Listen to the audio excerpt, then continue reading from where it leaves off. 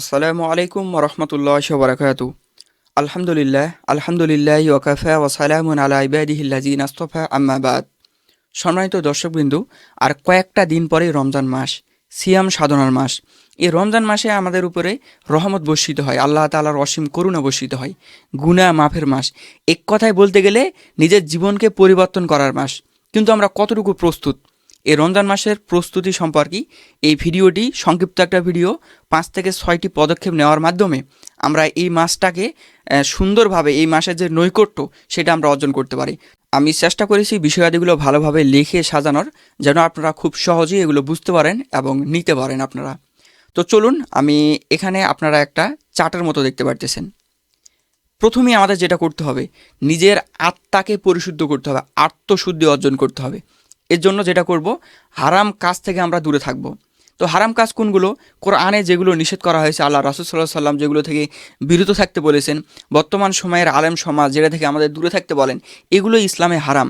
এগুলো থেকে আমরা দূরে থাকব।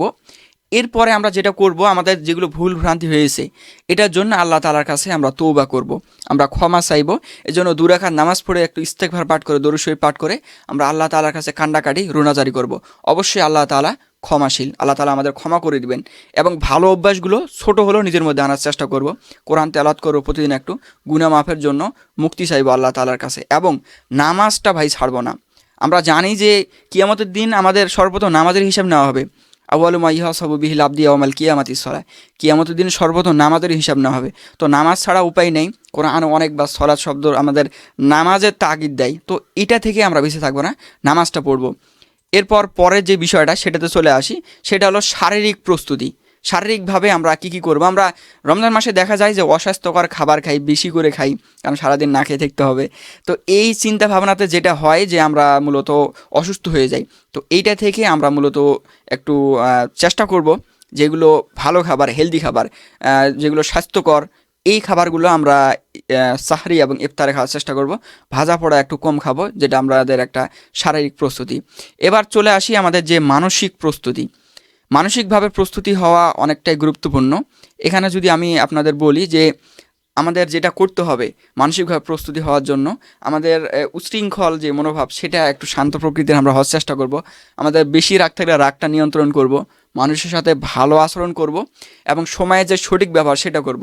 সময়ের যদি সঠিক ব্যবহার করি, ইউটিলাইজ করি, তো দেখা গেল আমরা অনেক কিছু করতে পারবো জীবনে।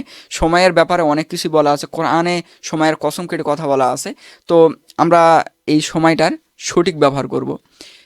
পরে আমরা চলে আসি অর্থনৈতিক প্রস্তুতি। এটা একটা বড় প্রস্তুতির ধাপ। এই অর্থনৈতিক প্রস্তুতিটা আমাদের সকলেই ভালোভাবে নিতে হবে। কীরকমভাবে? যে আমরা রমজানের শুরুতেই আমরা যে বিভিন্ন বিষয়াদিগুলো সেগুলো অ্যারেঞ্জ করে নিব। তো বাংলাদেশের বাজারের প্রেক্ষাপট রমজান মাসে আবার জিনিসপাতির দাম বেড়ে যায় আর কি, যেটা অনেক দুঃখজনক। রমজান মাসের শুরুতেই আমরা চেষ্টা করব দান সৎকাগুলো বেশি বেশি করা। দান সৎকার মাধ্যমে, শুকরিয়া জ্ঞাপনের মাধ্যমে আল্লাহ তাআলা আরও আমাদের রিজিক বাড়িয়ে দেন, এটা মনে রাখতে হবে।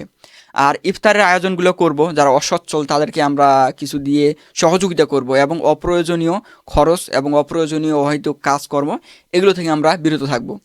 এবার আমরা চলে আসি যে সময় ব্যবস্থাপনা। এটি একটু গুরুত্বপূর্ণ। আপনি একটু এখানে একটু মনোযোগ দিন যে সময় গুরুত্বপূর্ণ। সময় নিয়ে একটু আগে বললাম, এখনও বলতেছি যে সময়ের আমাদের সঠিক ব্যবহার করতে হবে। কিভাবে?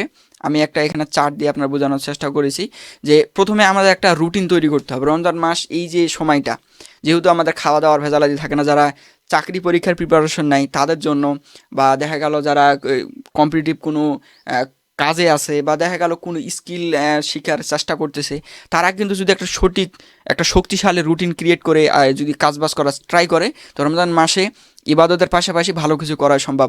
আর যা কিছু করবেন আল্লাহ তাআলার সন্তুষ্টি অর্জনের জন্য, অবশ্যই সেখানে ভালো কিছু হবে। আর সকালটা ফজরের নামাজের পর রাখতে পারেন কোরআন তেলাওয়াতের জন্য। কোরআন একটু বুঝে পড়ার চেষ্টা করবেন। দুপুরে একটু ঘুম বিশ্রাম কাইলুলা যেটা, সেটা করতে পারেন। আর রাতে তাহাজ্জুদ এবং তারাবির নামাজটা আমরা সঠিকভাবে পড়বো, 5 ওয়াক্ত নামাজ পড়বো, পাশাপাশি তারাবিটাও পড়বো। এরপরে আমরা চলে আসি পারিবারিক ও সামাজিক প্রস্তুতি। এটা একটা বড় বিষয়। আমরা সমাজে যেই উন্নয়ন আনে এরকম কাজগুলো আমরা করব। কেমন?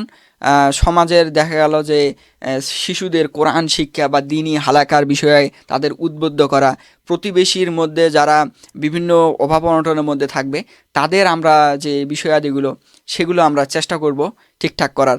তো সব মিলিয়ে এই রমজান মাসে একটা পারিবারিক বা সামাজিক প্রতিবেশী একটা ঐক্য আমরা চাইলেই গঠন করতে পারবো, এদিকে আমরা একটু লক্ষ্য রাখবো। তো আমি সর্বশেষ আপনাদের এতটুকু বলবো, আল্লাহ তাআলা যেন এই এই যে একটা পবিত্র মাস, ফজিলতপূর্ণ মাস, এই মাসের পূর্ণাঙ্গ যে মানে গুণাবলী নৈকট্য সেটা যেন অর্জন করার তৌফিক আমাদের দান করেন। সকলেই বলি আল্লাহুম্মা আমিন। আর এই দোয়াটা করব, আল্লাহুম্মা বারিক লানা ফি রজব ওয়া শাবান ওয়া বাল্লিগিনা রমাদান। তো ভিডিওতে যতটুকু আমি পেরেছি চেষ্টা করেছি আপনাদের একটু দেখানোর বিষয়, যেগুলো ভিজুয়াল ইফেক্টের মাধ্যমে যেন আপনারা মেমোরিতে ক্যাচ করতে পারেন এবং সেই অনুযায়ী আপনারা একটু প্রিপেয়ার্ড হতে পারেন। সামনে রমজান মাস, ইনশাল্লাহ সকলেই আমরা বেশি বেশি আমল করার চেষ্টা করব। আসসালামু আলাইকুম।